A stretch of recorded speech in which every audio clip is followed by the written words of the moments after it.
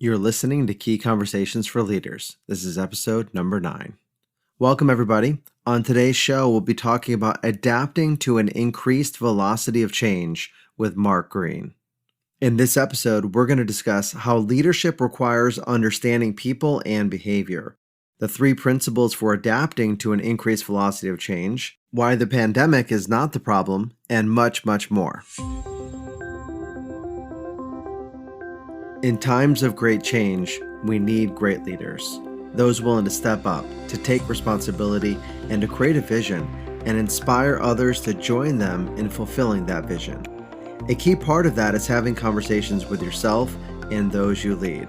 That's what the show is about, better conversations for better leaders. Hey everybody, and welcome to Key Conversations for Leaders. I'm your host, John Ryan, and today we have a very special guest, Mark Green. Mark is the author of 2 books, Activators, A CEO's Guide to Clearer Thinking and Getting Things Done, and Creating a Culture of Accountability. He's also a speaker and coach to CEOs and executive teams worldwide. He's addressed and advised thousands of businesses and leaders, helping them unlock more of their potential and teaching them how to do the same for their teams. Welcome to the show, Mark. Hi, John. Thanks, and it's great to be here with you.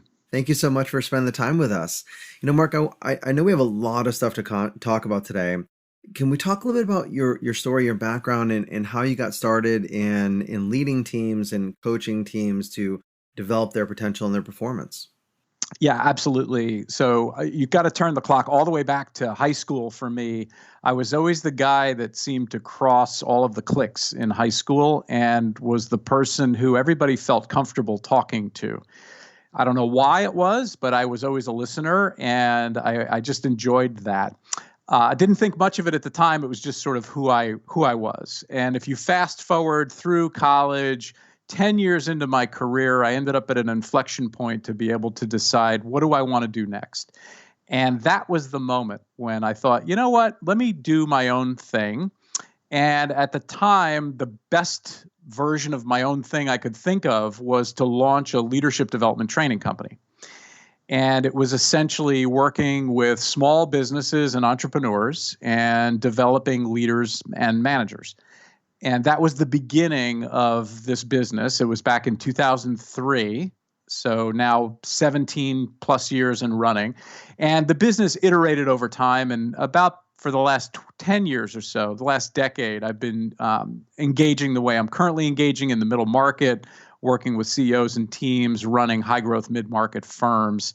And to give your listeners a perspective on that, today my clients are typically 50 to about 400 million in revenue.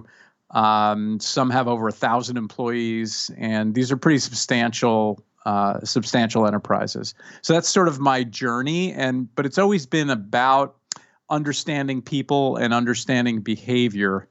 And because whether you realize it or not, if you're a leader, you need to be an expert on human behavior.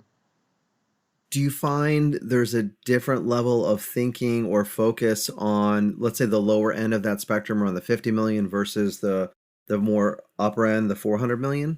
Or is it really focus, mindset, emotions, empathy, etc.? It's all the same.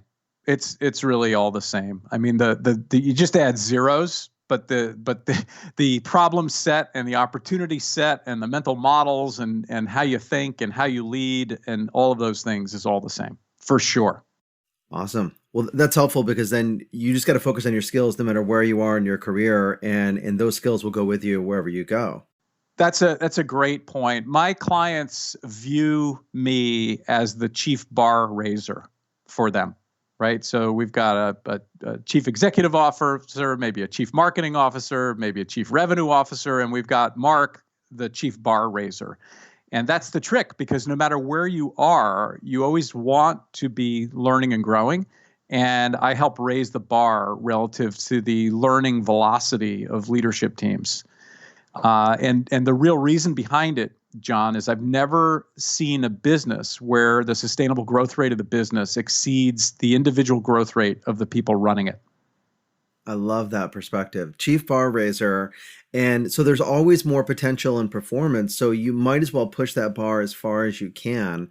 What is it that holds people back if the capacity, the potential is there? Do we as leaders need someone like you, for example, to come in and push them out of the comfort zone, or what are some of the factors that cause us to stay inside that bubble? For sure. So this is the exact reason I wrote my first book, Activators. Okay, and the question that I had in my head that caused me to begin my research and write this book was, why is it that even though we generally know what to do and how to do it as leaders, okay, we still don't act and always get things done. Okay. And you can think about this like you've got this person on your team who you sort of know shouldn't really be there, but you're reluctant to have a conversation and move them off of your team. Or you've got a customer that is taking advantage of you or your people, but you find all these reasons why you delay or postpone the conversation, right? These are the patterns of thinking that are the things that hold us back ultimately. And so I did my research and wrote this book because it's what you don't see that's the issue. And in my view, the last thing the business world needs is another how-to book, right? Like how to have a challenging conversation, or how to write a good business plan, or how to be a great leader, like all of these things. There are lots of books out there that are fantastic. The question isn't where's the material. The question is, why can't we execute on what's there, on what we've learned? And that's where activators come in? You bet. You bet. Can you define for us, what is an example of an activator, and how can we start using that? Yeah, for sure. So what I found in my research is there's 3 hidden growth killers that hold us back as leaders. And they are our motivators, our habits, and our beliefs. And out of the 3 hidden growth killers, I identified 8 activators. And essentially, the activator is the mechanism by which you can render the hidden growth killer as to have no impact. Mm-hmm. Okay. So for example, we have 2 motivators. We have fear as a motivator, right? And we have inspiration as a motivator. And activator number 1 is to reduce fear. Okay. Now, it sounds easy. It's not. And there's a whole bunch of stuff to unpack to get into the nuance of this. But the bottom line is we are biologically wired to have a very profound fear response because it used to save our lives when we were about to get eaten on the plains of Africa or wherever we evolved from, right? But today, you're sitting in your corner office and your best employee walks in and says, I want a raise or I'm leaving. And your body and your mind reacts no differently than if a saber-toothed tiger had just jumped out of the bushes and was about to kill you. And yet you're in an office, nobody's going to die here, right? And but that's how your body reacts. And it doesn't, it's not a big stretch to then realize that doesn't put you in a very good place to think critically as a leader. Your body is in full flight or fight response. And it's not your defining moment as a thinker. So how do you overcome that? And that's what we're talking about with the activator to reduce fear. And I created a tool that corresponds to each of the activators, which is essentially a worksheet that is this idea that if you don't have to understand any of the science, if you just follow the worksheet, you'll take advantage of the science and be able to overcome what's going on. And I'll give your listeners a clue. The trick with reducing fear is you want to reduce the emotion that you're feeling, and you want to increase the logic that you're dealing with. And so that's what this tool does, is you take the thing that's causing you fear, and the tool walks you through a process to reduce the emotional content and increase the logical content. And by the way, all of the tools for the activators, along with 2 different assessments, are available for free on my website, which we'll get to at the end of the show. But everything I'm talking about here, your listeners can access for free. Fantastic. And thank you for sharing that resource. And we'll definitely connect about that in just a little bit. So the fear that we have, it's really out of proportion for the problem that we're experiencing. When that employee comes in and says, I want a raise or I'm out of here, we have a total overwhelm. We're flooded with those emotions. Our logical brain goes to the background. And so I'm guessing this tool helps us to kind of challenge that, explore the awareness, get the focus in the right direction so that we're in a more logical, resourceful state than just operating from a place of fear. Yeah, and I've had some amazing experiences with this tool in particular, the Reduce Fear tool. I've facilitated workshops where I've had a room full of 100 CEOs, and everybody's at their desk working through the fear reduction tool. And in the middle of this workshop, I've had CEOs literally crumple up the paper that the tool is on, throw it over their shoulder, and exclaim in a room full of 100 other people, "That's it, I'm done." And when I asked, well, why? What just happened? They said, I don't even need to go all the way through the tool to see how ridiculous it is that this fear I have is preventing me from doing the thing that is just right in front of me that I know I need to do. And that's part of the power of this process. I love that. I love that. So your logical brain starts coming in, you see the path, you know the end of the story, and you can short circuit it. It just looks ridiculous. It starts to look ridiculous. You see it for what it is, and that's the beauty of this, and that makes me feel great because that's my goal here, is to help people get past what they are manufacturing to be in their way. Makes sense. So awareness, emotional awareness, and responsibility, and getting these activators to help us to manage our state, manage our focus on all those things that can pull us out of the logical framework. What are some other skills and traits that you think that people need, especially in today's environment with the landscape changing as quickly as it is? For sure. So a lot of business leaders feel like we're in the midst of this pandemic now. That's when we're recording this, okay, in mid 2020. And there are a lot of leaders out there who feel like the pandemic is the problem. And my perspective is a little different than that. I don't believe the pandemic is the problem for businesses.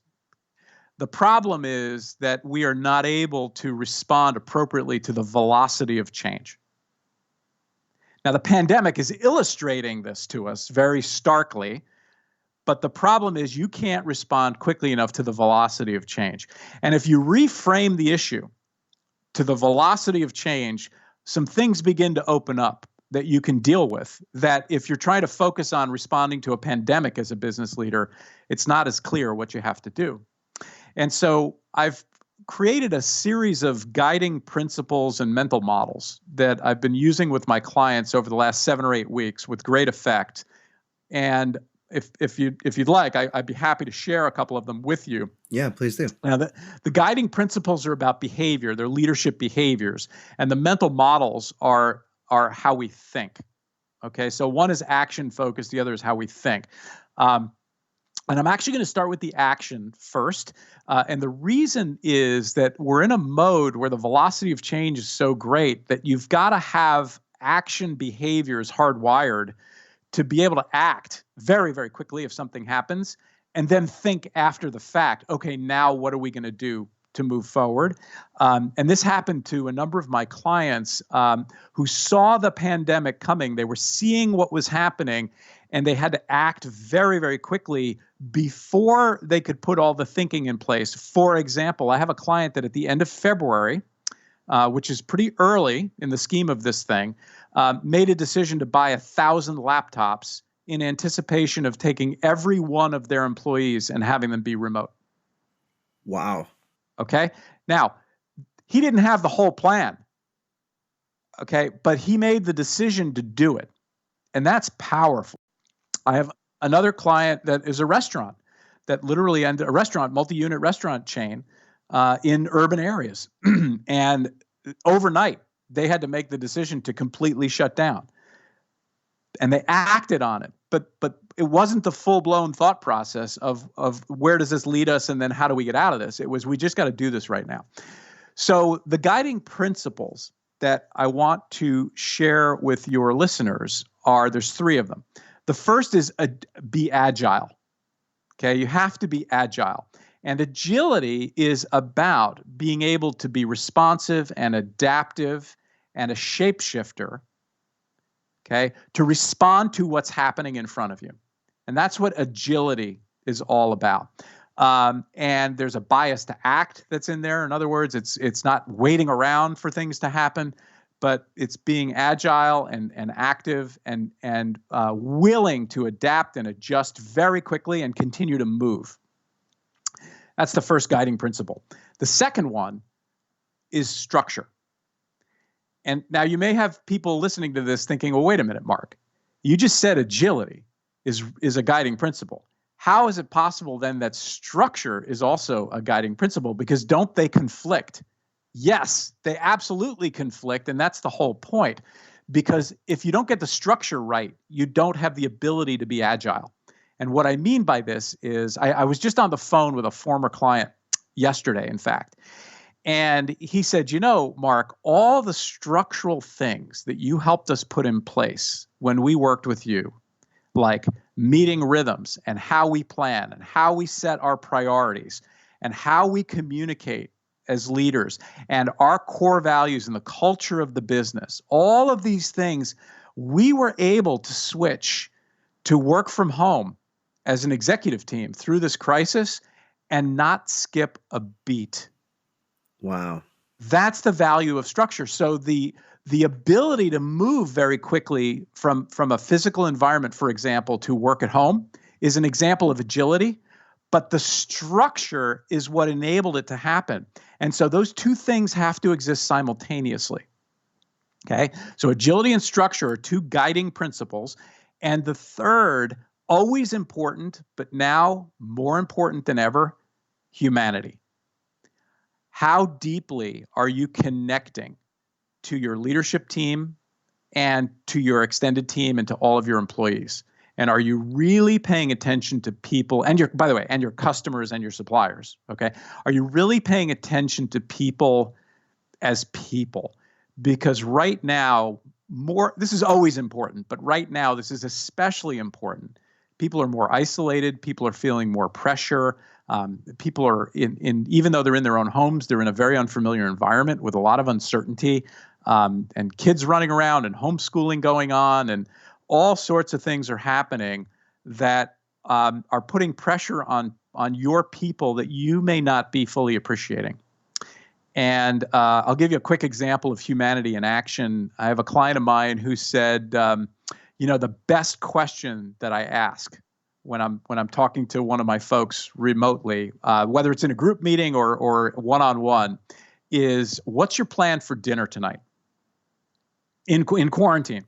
Yeah. And he said it's the best question because what ends up happening is people will go like, oh my God, we're having beef short ribs and we're making this thing and we're doing this thing and all this stuff. And he said it's incredible that it really sets people off because people will tell you at length all of the fun and wonderful things they're doing to plan their dinner. And when I asked him, well, why do you suppose that is? See, the answer was fascinating. The answer is because it's one of the few things that we're able to control right now about our own environment. Now, even if it's just restricted to what you have in the house that you can cook from, you can still make a choice what you're going to put together and cook for dinner. And it's very powerful to realize that. And so that's what people want to talk about. And that's humanity in action. Okay. So agility, structure, and humanity form sort of this triangle of guiding principles that I've been working with my executive teams on here for the last couple of months with great effect. And now your listeners can benefit from them too. Thank you so much for sharing that model. It makes so much sense that what's for dinner question gets right to the heart of a concern that a lot of people have. I mean, about food supply chains, and it focuses on what you have, and it's person to person. It's not about the profits or the structure or what we're going to do going forward. It's like right here, right now, being grateful for what you have. Do you think, and I know they all have to happen simultaneously, humanity, which is, without people, businesses don't exist. Humanity seems like that's the backbone of it at all. And that's maybe where the people have to come in first. Because if you start losing the humanity and the fear creeps in, well, the structure goes away. When the structure goes away, then you can't respond and be agile, like you said as well. Is that, they all have to happen simultaneously, but Is that an appropriate priority? It's always a priority. It's always a priority. I mean, unless the old joke is the ideal factory is there's a man and a dog, and the man is there to feed the dog, and the dog is there to make sure the man doesn't touch anything in the factory because all's automated, running itself, right? But unless you're in that situation, you're depending on people to accomplish things, right? And so, yeah, it really matters. The other thing that's on people's minds right now, and I've been playing around with this concept of leadership, what I'm calling leadership overhead, is greater now than under, let's say, normal circumstances. And what I mean by this is things just take longer. Like your people are working from home. They've got all kinds of things going on. And it's harder to have a meeting or schedule a conversation or make a decision, right? And you do have to spend a little bit more time with people, finding out how are you doing personally? What's going on in your life? Is your family okay, right? These are questions that we wouldn't necessarily focus on in normal times, right? But we really have to focus on it now. And so there's more leadership overhead that's required of us than in non-pandemic circumstances, let's just say. And you have to accept that and acknowledge it, okay? Not get frustrated by it or say, well, let's just dispense with that stuff and kind of get to the heart of the meeting here today, right? And I think you do that at your peril. And so there is an element of us as leaders recognizing that there is a new element of a cost to doing business, which is this time and focus and energy that we need to put into leadership overhead, perhaps in a way that's more substantial than we've had to in the past. And that's something that's very important to recognize, because what it does, it allows the space for the humanity. Yeah. Right? It allows space to adapt the structure into a remote environment. And so I think that's important to acknowledge as well. And I imagine things go faster when you address the humanity too, because once that's out of the way on your mind, then you can focus on the decisions that you have to make going forward to be agile. Yeah, you bet. When you said the bias to action, so biases normally come across as like a negative thing, cognitive bias, for example, an affirmation bias. But the bias to action, really putting the emphasis on speed and implementation over the long-term consequential analysis that you might get into normally in a decision, because we don't have the information. We don't have the information. And it sounds like that's okay, because what are you left to do? Because you can't do a logistical analysis about all the things that can happen. You have to jump into action. Are there any things that people can do to risk making a decision? Because that making a decision to buy 1,000 laptops potentially save the company. Yeah, oh, for sure. For sure. And the story had a very happy ending. I mean, they literally put 1,000 people remotely and continued operating the business, and they are. And the business is doing okay, quite well. Awesome. In fact, they're at the end of the curve where they're potentially looking to acquire in this environment, right? So, not everybody's a victim. Not everybody's a victim here, and some of that happens by choice, by deliberate action, right? So the bias to act also happens to be one of the mental models that I'm using. It's one of the 4 mental models I'm using. So it's kind of a good entry point there. And yes, we want to be in a position where we need to be able to act rapidly. It's part of how we're able to fulfill agility as the guiding principle. But if you come back to my assertion that it's the velocity of change that's the real issue, then the trick is, are you able as a leader to respond at a velocity that's equal to or greater than the velocity of change that's occurring around you? Because if not, you're by definition always playing catch up. Mm-hmm. Right? You don't want to be playing catch up. So how do you make sure that you're okay making a decision and acting, even though you feel like you may be having complete information or the situation isn't ideal or whatever? So I have a couple of recommendations there specifically. Number one is get the right people in the room.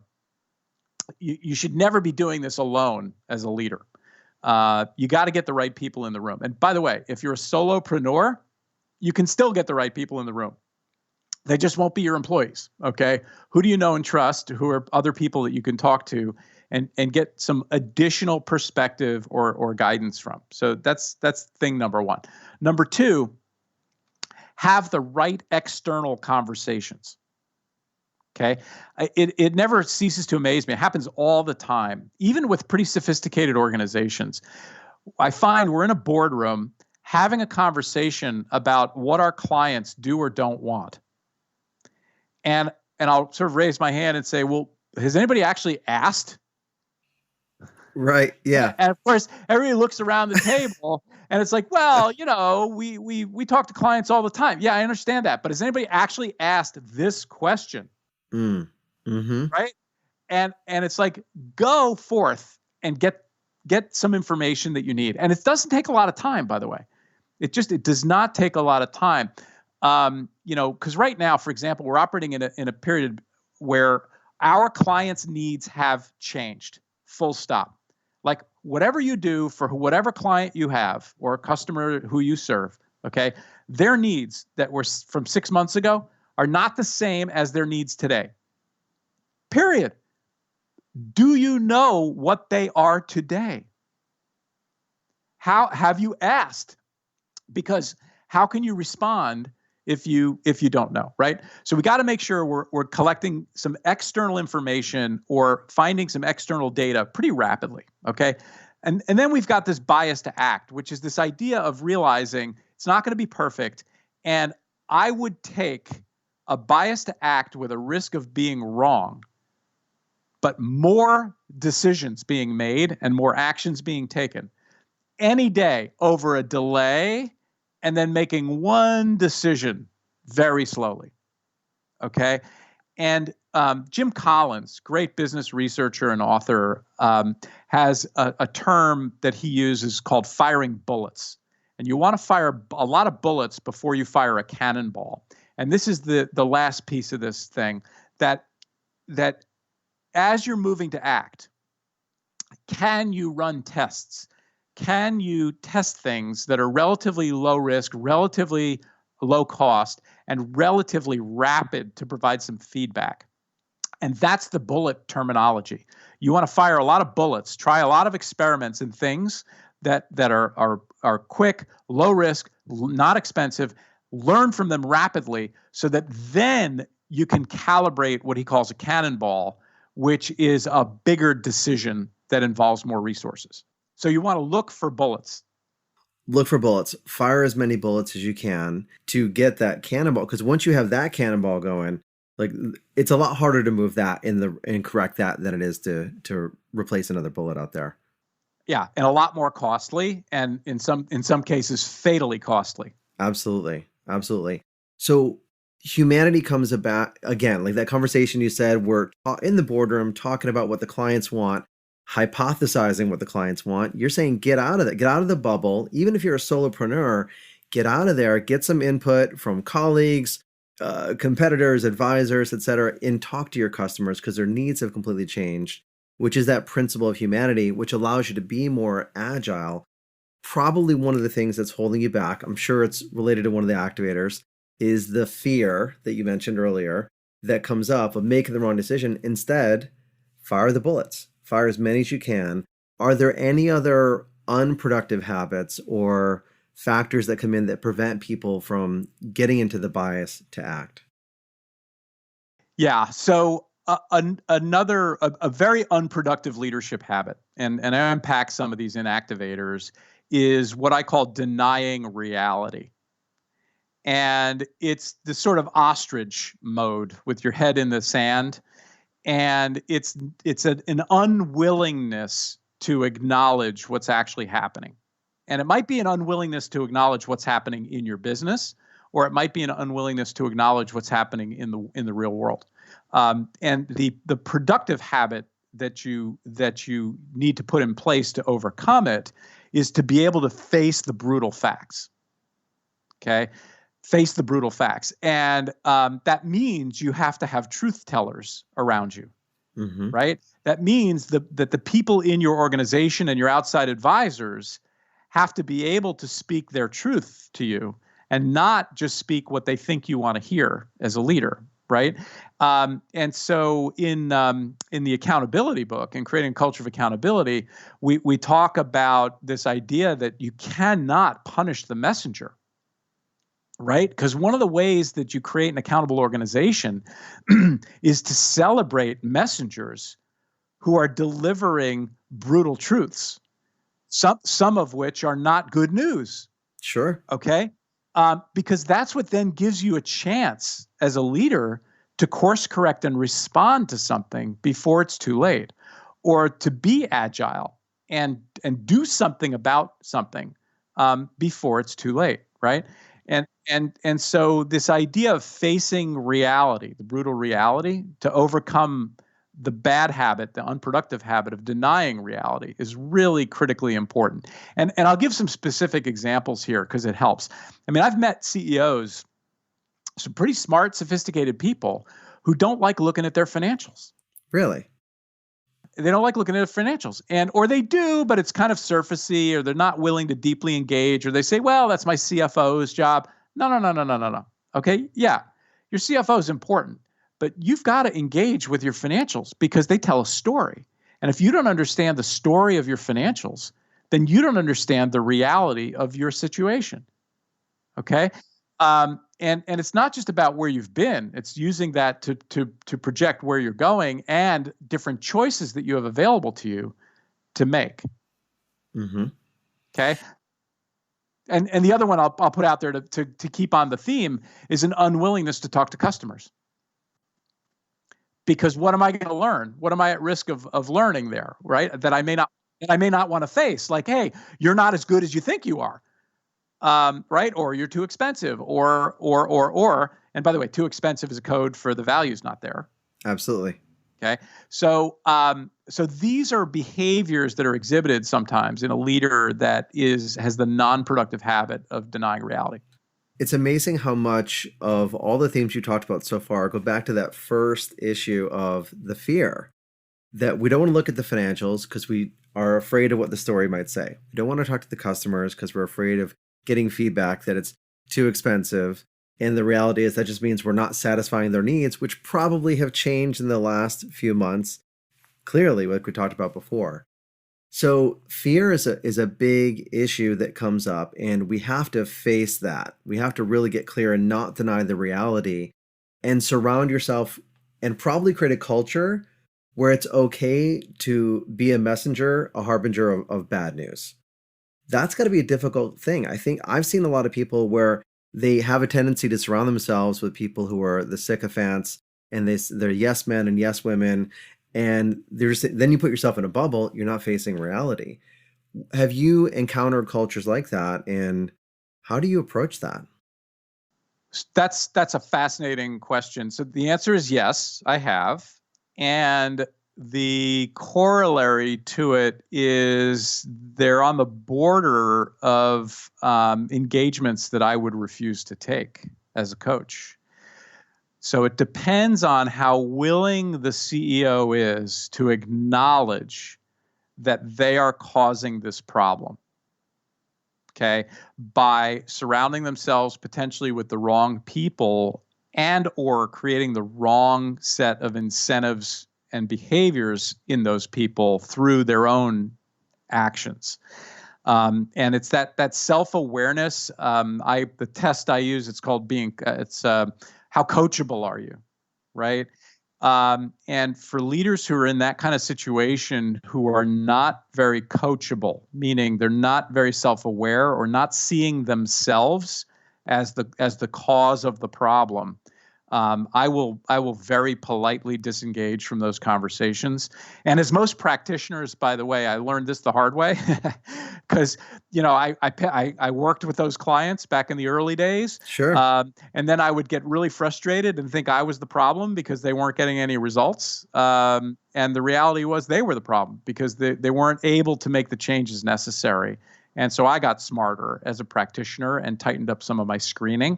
And it's a key thing now. So if they're on that margin, it sounds like you'll have a conversation with them and just to kind of gauge how receptive are they to my outside feedback? Because if they're not open to influence, then there's no point in wasting your time anyways. Yeah, and anytime you have a leader who is saying something to the effect of, well, Mark, if you could come here and just fix all these people who work for me, man, then we would have everything perfect. And it's like, well, wait a minute. And so in those cases, I always say, okay, so how is it possible that you're contributing to the problem? Mm-hmm. Their answer to that question is very telling. And then I'll push even further from there. I mean, I push really hard on this now because, again, I've learned the hard way is not where I want to be. A number of years ago, I spoke to a CEO of a pretty well-known executive jet company, a fractional jet company. Sure. And we had a substantial conversation on the phone, the entirety of which this CEO was essentially talking about all of the deficiencies of their people. And I asked that question effectively, and the answer was something like, I don't think I am contributing to it in any way, and we just got to get these people fixed up, and then we'll be fine. And that was the moment that I said, well, then I guess you don't need my help, And I wish you all the best. No, it was fine because at that point, this person also knew they didn't need my help because because I was unwilling to accept the idea that only their people needed fixing. And I'm using air quotes that your listeners can't see when I say the fixing. Okay. Yeah. Because it's ridiculous. Well, it's like in a marriage and said, well, it's not my fault. It's my spouse. And it takes two to tango. Yeah. And by the way, and these are not unsuccessful people. And these are not small businesses. It's just, there's only so far you can go as a leader before the world starts closing in on you if you don't get it all figured out at some point. Well, this goes back to the idea you said is that the capacity of potential and the actual performance, you're a bar raiser. You got to raise the bar. And that means as leaders, we have to be willing to do the work. We have to be willing to push through that fear, not deny the reality, and become more agile, focus on humanity, and also create the structure and organization to make that happen. So I love how this is all coming together. And I just out of curiosity, because you have so much experience in working with the mid to high level, companies out there, and you're a thought leader yourself, you write books on the subject.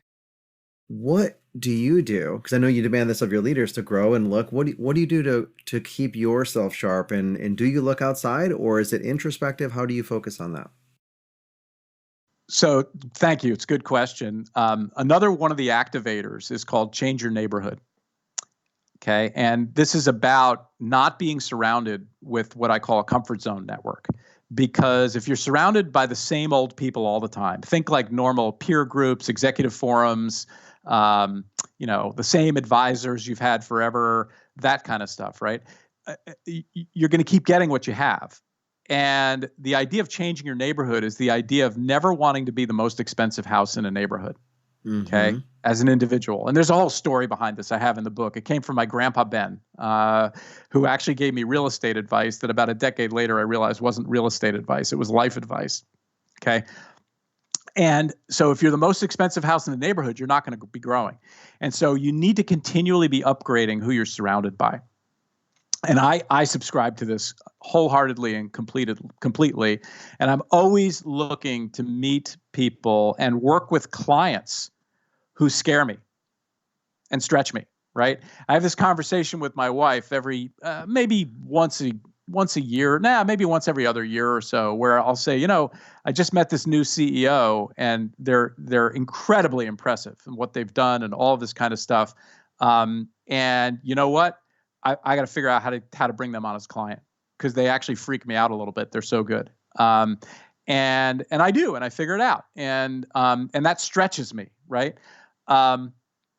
The other thing that I do is I keep working on my own growth and development. And, there's a bit of integrity here. I can't be in the business of being the chief bar raiser for people if I'm not raising the bar on myself. And so for perspective, last year in 2019, I spent a total of six plus weeks, almost 7 weeks of time away from home in a massive neurolinguistic programming certification course that I did for myself. And by away from home, I mean across the country for extended periods of time last year. And it was a huge, huge investment, and something that's very important to me because it's a key learning area for me.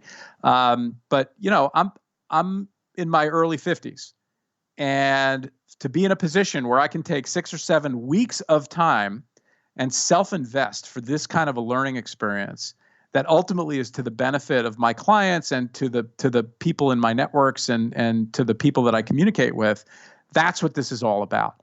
And that's why I can have such a high expectation of those around me, because I do these things myself.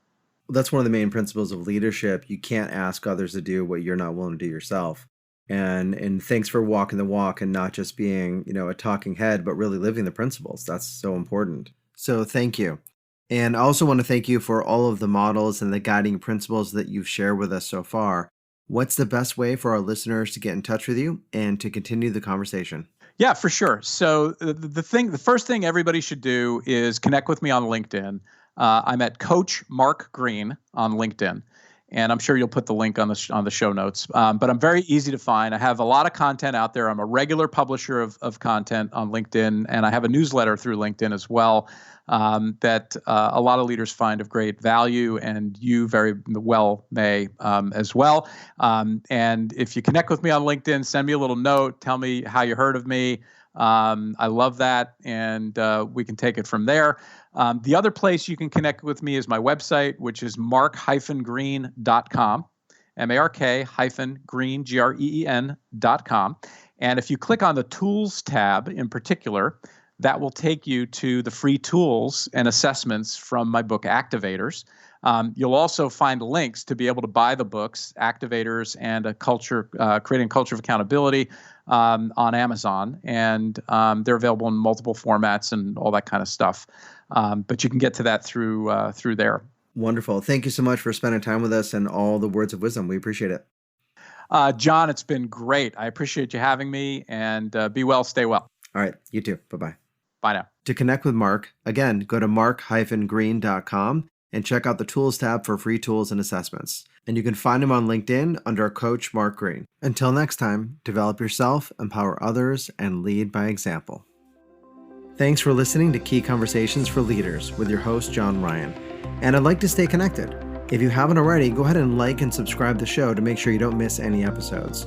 And you can connect with me on Twitter @KeyConvo and on LinkedIn under John Ryan Training. Talk to you soon.